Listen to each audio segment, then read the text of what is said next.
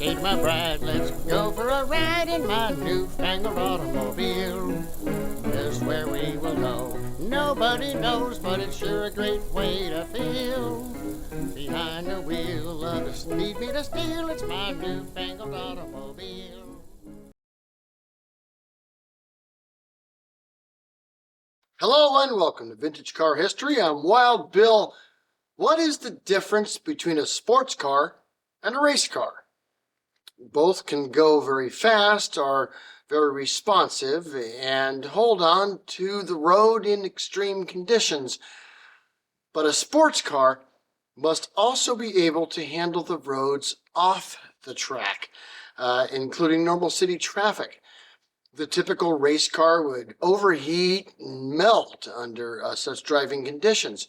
Yet in the vintage era, many men and companies built sports cars that were also good race cars. Mercer, Bugatti, Stutz, and others. And a few also built race cars that turned out to be pretty darn good sports cars. And one such man was Great Chadwick. Born in East Braintree, Vermont in 1875, Lee Sherman Chadwick had a brain for engineering. His father, Eugene, was a successful businessman, and young Lee received a solid education. He earned his mechanical engineering degree from Purdue University in 1899, and while he was attending college, he worked part-time at a local ball bearing factory. And in the same year, he built a small cycle car for himself and, in the process, caught the car bug. He went to Philadelphia, where he got a job as chief engineer for the Searchmont Motor Company, which was a small manufacturer of light touring and luxury cars. However, the company went bankrupt in 1903, and Lee decided to buy up some of the remains and formed a new company, the Fairmont Engineering Works, where he would continue to make cars under the brand name Chadwick. He offered one model of car for 1904 and 1905, the Type 9, a four-cylinder, 32 horsepower, 7-passenger touring car. Following year, two more models came into the offing, the Type 11 and Type 12. These were far more substantial. The 11 boasted a straight 4, putting out some 40-plus horsepower, while the 12 was a bit more tame, more in the 25 horsepower range, but both available as 5-seating touring cars. But in 1907, all bets were off, and Lee would design one of the greatest pre-World War I race cars / sports cars to be produced in the USA. These first cars he produced had some modest success, and so he moved his factory to a larger facility in Pottstown, Pennsylvania, and began to design a new car for the occasion. And he wanted to build a race car that anyone could buy off the showroom floor and take to the track.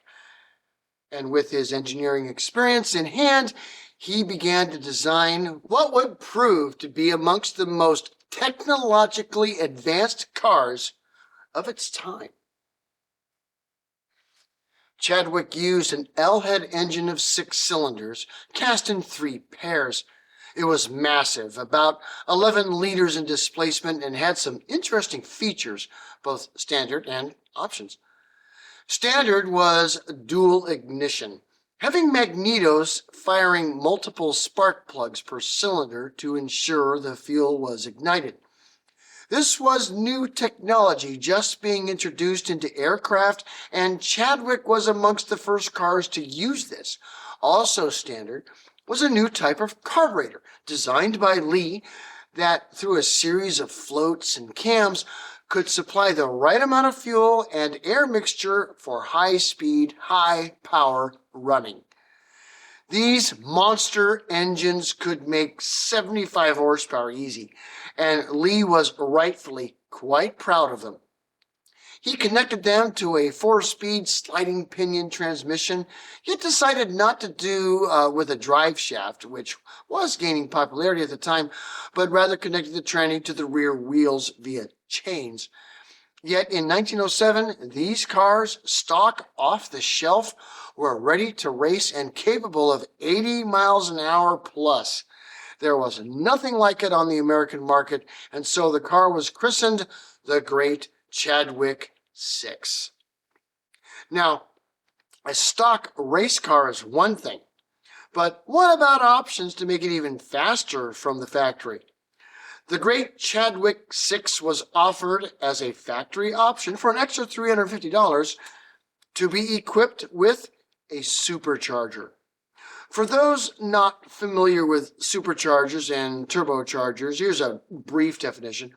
Turbochargers use the exhaust gases from the engine to spin a fan that spins another and drives more air into the engine and thus increases power. Superchargers use the crankshaft of the engine to power a fan that does the same thing. On an L-head engine RPM is not very high, and superchargers are typically more effective than turbochargers at low RPM, as the exhaust gases just don't move as fast. Armed with a supercharger, nothing could catch a Chadwick on the track or on the road. The braking wasn't great, but no one else's was either at that time, but it was fast, powerful, responsive, and had a cooling system on the engine that was complex, but worked. The cylinders were cooled through jackets made of copper around the cylinders with water flowing around them. Even though it was a race car, it could cool itself in stop-and-go traffic, and thus was a great sports car and touring car as well. And even with a base price of $6,500, which was a princely sum at the time, they did sell. The Great Chadwick 6 was the first car in the USA and amongst the world to offer cars with superchargers and dual ignition systems. As great as these cars were, they were pricey, and production was limited, with less than 40 cars made per year.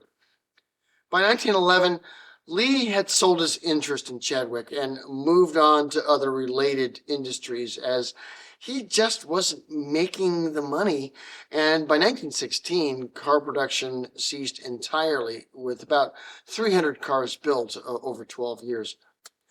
But in those 12 years, Lee Sherman Chadwick built a race car that, if you had the money, you could use as your daily driver. Thanks for watching Vintage Car History, and we'll see you next week.